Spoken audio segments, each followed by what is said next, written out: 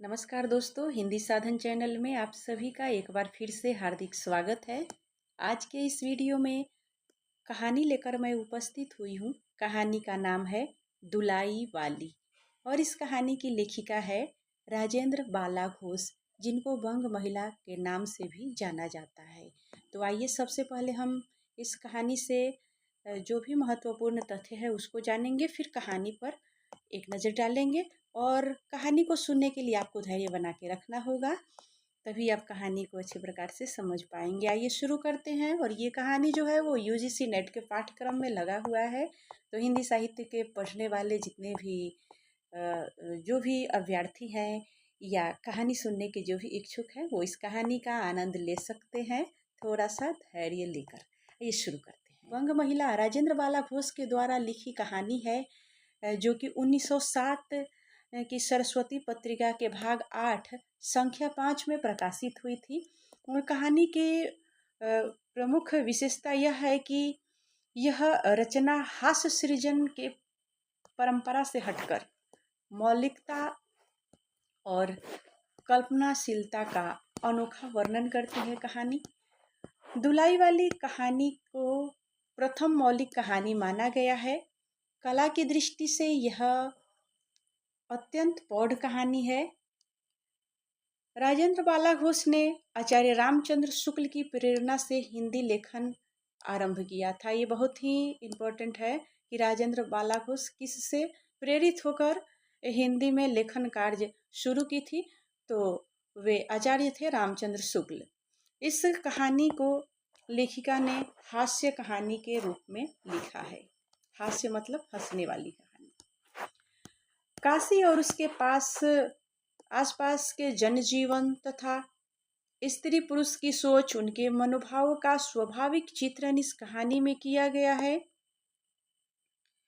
कहानी की शुरुआत काशी के दशमें घाट से शुरू होकर इलाहाबाद में खत्म होता है। तो इस कहानी की शुरुआत कहाँ से होती है? तो काशी के दशमें घाट से शुरू होकर इलाहाबाद में खत्म होती है। आइए अब आगे बढ़ते हैं कि कहानी के कौन कौन से पात्र हैं। तो इस कहानी के जो महत्वपूर्ण पात्र हैं वो है बंशीधर, मुख्य पात्र जो कि इलाहाबाद का निवासी हैं। और नवल किशोर बंशीधर का ममेरा भाई जो हंसमुख व्यक्तित्व के हैं। और जानकी देई जो कि बंशीधर की पत्नी एक गृहस्थ महिला है। सीता बंशीधर की साली है। लाठीवान ट्रेन में एक यात्री है। अन्य पात्र है नवल किशोर की पत्नी का इसमें नाम नहीं दिया है, बंशीधर की सास, साला, साली, इके वाला आदि। तो कुल मिलाकर इस कहानी के इतने ही पात्र हैं। आइए अब बढ़ते हैं आगे कहानी की तरफ। कहानी है, काशी जी के दशमें घाट पर स्नान करके एक मनुष्य बड़ी व्यग्रता के साथ गोदौलिया की तरफ आ रहा था। एक हाथ में एक मैली सी तौलिया में लपेटी हुई भीगी धोती और दूसरे में सुरती की गोलियां की कई डिबिया और सूंधनी की एक पुड़िया थी। उस समय दिन के 11 बजे थे। गदौलिया की बाईं तरफ जो गली है उसके भीतर एक गली जो कि थोड़ी दूर पर टूटे से पुराने मकान में जा घुसा। मकान के पहले खंड में बहुत अंधेरा था, पर ऊपर की जगह मनुष्य के वासोपयोगी थी। नवागत मनुष्य धड़धड़ाता हुआ ऊपर चढ़ा आया। वहां एक कोठरी में उसके हाथ की चीजें रख दी और सीता सीता कहकर पुकारने लगा। क्या है? कहती हुई एक 10 वर्ष की बालिका आ खड़ी हुई। तब उस पुरुष ने कहा, सीता, जरा अपनी बहन को बुला ला। अच्छा, कहकर सीता गई और कुछ देर में एक नवीना स्त्री आकर उपस्थित हुई। उसे देखते ही पुरुष ने कहा, लो, हम लोगों को तो आज ही जाना होगा। इस बात को सुनकर स्त्री कुछ आश्चर्ययुक्त होकर और झुझला कर बोली, आज ही जाना होगा? यह क्यों? भला आज कैसे जाना हो सकेगा? ऐसा ही तो था तो सवेरे भैया से कह देते। तुम तो जानते हो कि मुंह से कह दिया, बस छुट्टी हुई। लड़की कभी विदा की होती तब मालूम पड़ता। आज तो किसी सूरत में जाना नहीं हो सकता है। तुम आज कहती हो हमें तो अभी जाना है। बात यह है कि आज ही नवल किशोर कलकत्ते से आ रहे हैं। आगरे से अपनी नई बहू को भी साथ ला रहे हैं। सो उन्होंने हमें आज ही जाने के लिए इशारा किया है। हम लोग मुगल सराय से साथ ही इलाहाबाद चलेंगे। उनका तार मुझे घर से निकलते ही मिला। इसी से मैं झट नहा धोआ कर लौट आया। बस अब करना ही क्या है, कपड़ा वपड़ा जो कुछ हो बांध लो और घंटे भर में खा पी कर चले जाएंगे।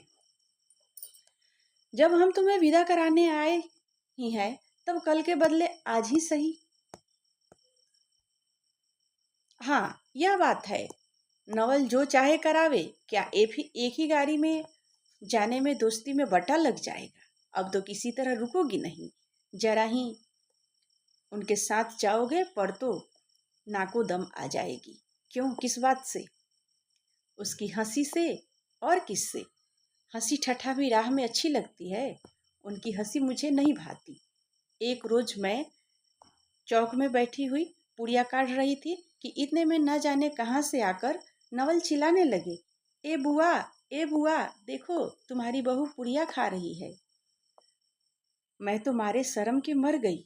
हाँ, भाभी जी ने बात हंसी में उड़ा दी। वो बोली खाने पहनने के लिए ही तो आई है। पर मुझे उनकी हंसी बहुत बुरी लगी। बस इसी से तुम उनके साथ नहीं जाना चाहती हो। अच्छा चलो, मैं नवल से कह दूंगा कि वह बेचारी कभी रोटी तक तो खाती नहीं, पूरी क्यों खाने लगी। इतना कहकर बंसीधर कोठरी के बाहर चले गए और बोले, मैं तुम्हारे भैया के पास जाता हूँ, तुम रो रुलाकर तैयार हो जाना। इतना सुनते ही जानकी देई की आंखें भर आई और आषाढ़ सावन की झड़ी लग गई। बंसीधर इलाहाबाद के रहने वाले हैं। बनारस में ससुराल है। स्त्री को विदा कराने आए हैं। ससुराल में एक साले, साली और सास के सिवा और कोई नहीं है। नवल किशोर उनके दूर के नाते में ममेरा भाई है, पर दोनों में मित्रता का ख्याल अधिक है। दोनों में गहरी मित्रता है। दोनों एक जान दो कालिब है। इसी दिन बंसीधर का जाना स्थिर हो गया। सीता वहन के संग जाने के लिए रोने लगी। मारुति धोती लड़की की विदा की सामग्री इकट्ठा करने लगी। जानकी देवी भी रोती रोती तैयार होने लगी। कोई चीज भूल जाने पर धीमी आवाज से माँ को याद दिलाती। 1 बजने पर स्टेशन जाने का समय आया। अब गाड़ी का इक्का लाने कौन जाए। ससुराल वाले की अवस्था अब आगे जैसी नहीं थी कि 2-4 नौकर चाकर हर समय बने रहे। सीता के बाप के न रहने से काम बिगड़ गया है। पैसे वालों के यहाँ नौकर चाकर के सिवा और भी 2-4 खुशामदी घिरे रहते हैं। छूछे को कौन पूछे। एक कहारिन है, सो भी समय कहीं गई है। और साले राम की तबीयत अच्छी नहीं है। वे हर घड़ी बिछौने से बातें करते हैं। इस बार भी आप कहने लगे, मैं ही धीरे धीरे जाकर कोई सवारी ले आता हूँ, नजदीक तो है। बंसीधर बोले, नहीं नहीं, तुम क्यों तकलीफ करोगे, मैं ही जाता हूँ। जाते जाते बंसीधर विचारने लगे कि इक्के की सवारी तो भले घर की स्त्रियों के बैठने लायक नहीं होती, क्योंकि एक तो इतने ऊंचे पर चढ़ना पड़ता है, दूसरे पराये पुरुष के संग एक साथ बैठना पड़ता है। मैं एक पालकी गाड़ी ही लेकर आता हूँ, उनमें सब तरह का आराम रहता है। पर जब गाड़ी वाले ने 1.5 रुपया किराया मांगा, तब बंसीधर ने कहा, चलो इका ही सही है, पहुंचने से काम है। नवल किशोर तो यहाँ से साथ ही है, इलाहाबाद में देखा जाएगा। बंसीधर ईका ले आए और जो कुछ असबाब था ईके पर रखकर आप बैठ गए। जानकी देई बड़ी विकलता से रोती हुई ईके पर जा बैठी। इस पर अस्थिर संसार में स्थिरता कहाँ। यहाँ कुछ भी स्थिर नहीं। ईका जैसे जैसे आगे बढ़ता गया वैसे जानकी की रुलाई भी कम होती गई। सिकरौल के स्टेशन के पास पहुंचते पहुंचते जानकी अपनी आंखें अच्छी तरह पोंछ चुकी थी। दोनों चुपचाप चले जा रहे थे कि अचानक बंसीधर की नज़र अपनी धोती पर पड़ी। अरे, एक बात तो हम भूल ही गए, कहकर पछता उठे। एके वाले ने कान बचाकर जानकी जी से पूछा, क्या हुआ? क्या कोई जरूरी चीज भूल आए? नहीं नहीं, एक देसी धोती पहनकर आना था, सो भूलकर विलायती ही पहन आए। नवल कट्टर स्वदेशी हुए हैं ना, वे बंगालियों से भी बढ़ गए हैं। देखेंगे तो दो चार सुनाए बिना न रहेंगे, और बात भी ठीक है। नाहक विलायती चीजें मोल लेकर क्यों रुपए की बर्बादी की जाए? देसी लेने में भी दाम लगेगा, सही, पर रहेगा तो देश ही में। जानकी जरा भाव में टेढ़ी करके बोली, धोती तो धोती, पहनने के काम क्या यह बुरी है? इतने में स्टेशन से कुल्लियों के आ गए घेरा। बंसीधर एक कुल्ली करके चले। इतने में इके वाले ने कहा, इधर से टिकट लेते जाइए, पुल के उस पर तो ड्योढ़ी दर्जे यानी उच्च वर्ग का टिकट मिलता है। बंसीधर फिर कर बोले, अगर मैं ड्योढ़ी दर्जे का ही टिकट लूँ तो? इके वाला चुप हो रहा। इके का सवारी देकर इसने ऐसा कहा। यह कहते हुए बंसीधर आगे बढ़ गए तथा समय रेल पर बैठकर बंसीधर राजघाट पार करके मुगल सराय पहुंचे। वहां पुल लांघ कर दूसरे प्लेटफार्म पर जा बैठे। नवल से मिलने की खुशी में प्लेटफार्म के इस छोर से उस छोर तक टहलते रहे और देखते देखते गाड़ी का धुआं दिखाई पड़ा। मुसाफिर अपनी अपनी गठरी संभालने लगे। रेल देवी भी अपनी चाल धीमी करती हुई गंभीरता से आ खड़ी हुई। वंशीधर एक बार गाड़ी में ही शुरू से आखिर तक देख गए, पर नवल का कहीं पता नहीं। बंसीधर फिर उसी गाड़ी को दोहरा गए, तेहरा गए, भीतर घुस घुस कर एक एक डब्बे को देख लिया, पर नवल नहीं मिले। अंत में आप खिजला उठे और सोचने लगे कि मुझे तो वैसी चिट्ठी लिखी और आप आए ही नहीं। मुझे अच्छा उल्लू बनाया। अच्छा, आएंगे कहाँ? भेंट होने पर समझ लूंगा। सबसे अधिक सोच तो इस बात का था कि जानकी सुनेगी तो ताने पर ताना मारेगी, पर अब सोचने का समय नहीं। रेल की बात ठहरी। बंसीधर झट गए और जानकी को लेकर जानकी गाड़ी में बिठाए, पर पूछने लगी कि नवल की बहू कहाँ है? वह नहीं आई? कोई अटकाव हो गया? कहकर आप बगल वाले कमरे में बैठ गए। टिकट ड्योढ़ी का था, पर ड्योढ़ी दर्जे का कमरा कलकत्ते के आने वाले मुसाफिरों से भरा था, इसीलिए तीसरे दर्जे में बैठना पड़ा। और जिस गाड़ी में बंसीधर बैठे थे उसके सब कमरे में मिलाकर 10-12 स्त्री पुरुष थे। समय पर गाड़ी छूटी। नवल की बातें और न जाने क्या अगर बगर सोचने ते गाड़ी स्टेशन पार करके मिर्जापुर पहुंची। मिर्जापुर में प्लेटफार्म की शिकायत शुरू हुई। उसने सुझाया कि इलाहाबाद पहुंचने में अभी देरी है, चलने में झंझट है। अच्छी तरह उसकी पूजा किए बिना ही बंसीधर बनारस छोड़ा था, और इसीलिए झटपट प्लेटफार्म पर उतरे और पानी के बॉम्बे के पास जाकर हाथ मुंह धोकर पहुंचे वाले से थोड़ी सी ताजी पूरियाँ और मिठाइयाँ लेकर निराले में बैठ गए और उन्हें ठिकाने पहुंचाया। पीछे से जानकी की शुद्ध आई और सोचा कि पहले पूछ ले, तब कुछ मोल लेंगे, क्योंकि स्त्रियां नटखट होती है, वे रेल पर खाना पसंद नहीं करती। पूछने पर वही बात हुई, तब बंसीधर लौटकर अपने कमरे में आ बैठे, और यदि वे चाहते तो उस समय ड्योढ़ी में बैठ जाते, क्योंकि अब भीड़ कम हो गई थी। पर उन्होंने कहा, थोड़ी देर के लिए कौन बखेड़ा करे। बंसीधर अपने कमरे में बैठ थे तो दो मुसाफिर और अधिक दिख पड़े। आगे वाले में से एक उतर भी गया था। जो लोग थे सब तीसरे दर्जे के योग्य जान पड़ते थे। अधिक सभ्य तो बंसीधर ही थे, और उनके पास के कमरे वाले कमरे में एक भले घर की स्त्री बैठी थी। वह बेचारी सर से पैर तक ओढ़े, सर झुकाए, एक हाथ लंबा घूंघट काढ़े, कपड़े की गठरी सी बनी बैठी थी। बंसीधर ने सोचा कि उसके संग वाले भद्र पुरुष के आने पर उसके साथ बातचीत करते समय बिताएंगे। एक दो करके तीसरी घंटी बजी। तब वह स्त्री कुछ अचकचाकर थोड़ा सा मुंह खोल जंगले से बाहर देखने लगी। ज्यों ही गाड़ी छूटी, वह मानो कांप सी उठी। रेल का लेना देना तो हो ही गया, अब उसको किसी की क्या परवाह। वह अपनी स्वाभाविक गति से चलने लगी। प्लेटफार्म पर भीड़ भी नहीं थी, केवल 2-4 आदमी रेल की अंतिम विदाई तक खड़े थे। जब तक स्टेशन दिखलाई दिया तब तक वह बेचारी बाहर ही देखती रही। फिर अस्पष्ट स्वर में रोने लगी। उस कमरे में 3-4 पौध ग्रामीण स्त्रियां थी। एक जो उसके पास ही थी कहने लगी, अरे इनका मनई तो नाही अइलन, देखो रोवल कर है ना। दूसरी, अरे दूसरी गाड़ी में बैठा हुई हैं। पहली, दूर वह रही, ई जनानी गाड़ी थोड़े है। दूसरी, अरे तऊ तो भलू तो कहू, कहकर दूसरी भद्र महिला से पूछने लगी, कौन गांव उतरबू बेटा, मिर्जापुरा चढ़ियो न। उसके जवाब में उसने जो कहा सो वह सुन सकी। तब पहली बोली, हट, हम पूछिला ना कहाँ उतरबू हो, आए इलाहाबाद। दूसरी, इलाहाबाद कौन गांव हो गैया। पहली, अरे नाही जाने लू पयाग जी, यहाँ मनई मकर नहाए जाला। दूसरी, भला पयाग जी काहे जानित, ले काहे के काथे नाही, तोहरे पंच के धर्म से 4 दई नहाए चुकी हुई।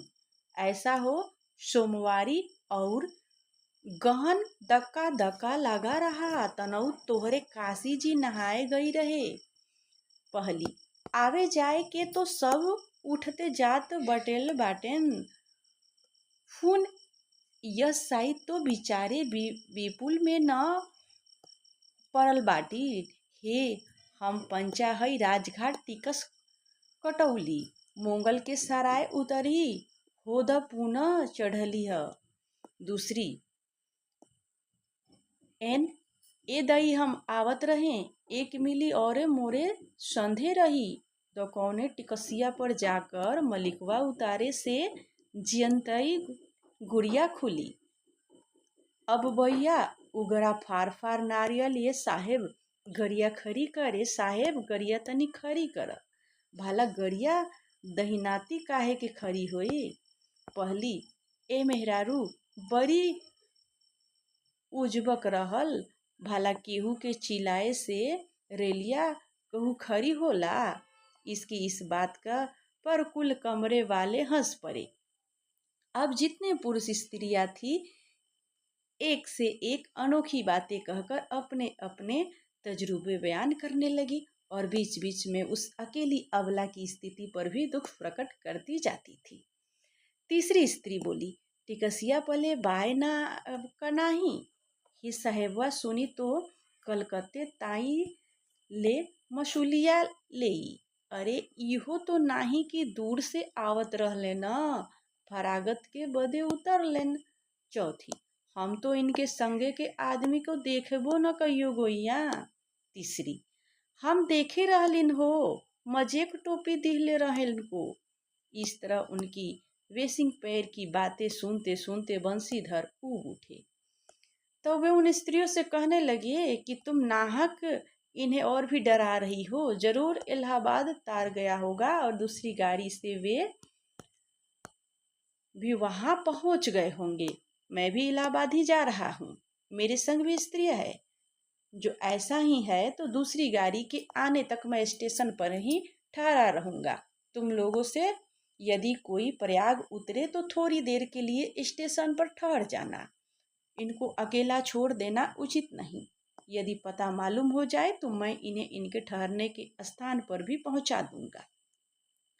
बंसीधर की इन बातों से उन स्त्रियों की वाकधारा दूसरी ओर बह चली। हाँ, यह बात तो आप भली कही नहीं भैया, हम तो 5 कही के केहू से कुछ नहीं कहे। अरे एक के एक करत न बाए तो दुनिया चलत कैसे बाए, इत्यादि ज्ञान गाथा होने लगी।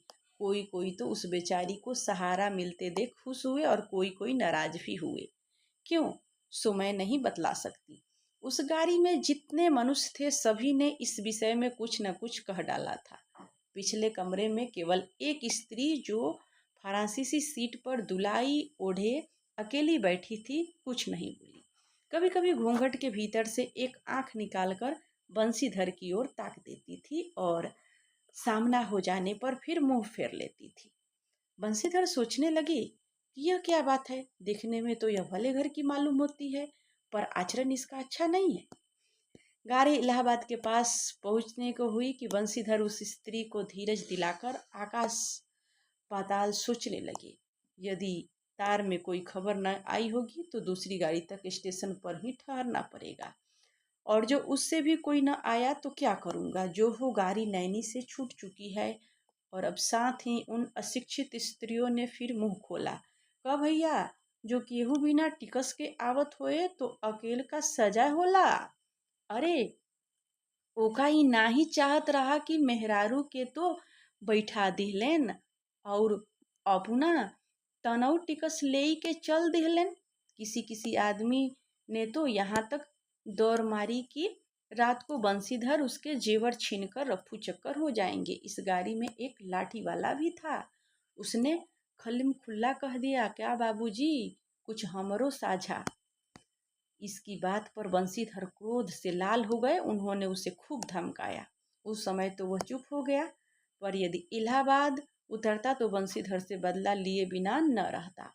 बंसीधर इलाहाबाद से उतरे कि एक बुढ़िया को भी वहीं उतरना था। उससे उन्होंने कहा, उनको भी अपने संग उतार लो। फिर उस बुढ़िया को उस स्त्री के पास बिठाकर आप जानकी को उतारने लगे।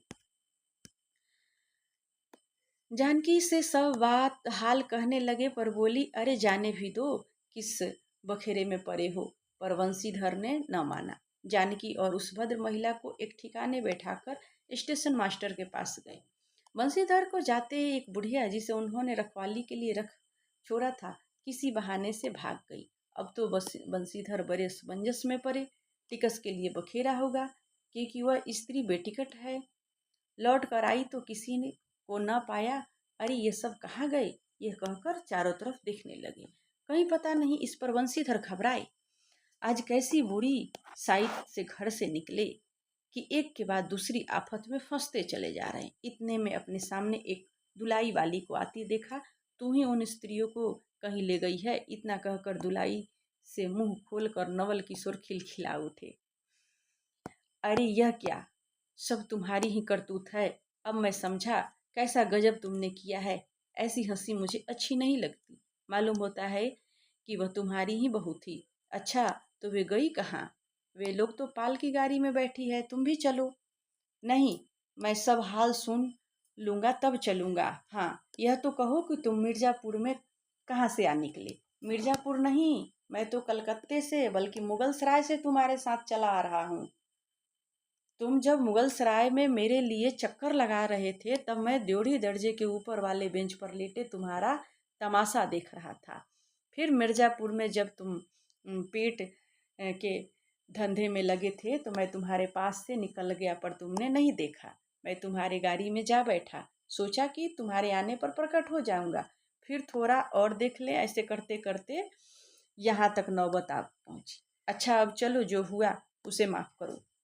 यह सुनकर बंसीधर प्रसन्न हो गए और दोनों मित्रों ने बड़े प्रेम के साथ बातचीत होने लगी। बंसीधर बोले कि मेरे ऊपर जो कुछ बीती सो बीती। अब वो बेचारी जो तुम्हारे से गुणवान के संग पहली ही बार रेल में आ रही थी, बहुत तंग हुई, उसे भी तुमने नाहक रुलाया, बहुत ही डर गई थी। नहीं जी, डर किस बात का था, हम तुम दोनों गाड़ी में ही थे ना। हाँ, पर यदि मैं स्टेशन मास्टर से बता देता तो बखेरा खड़ा हो जाता।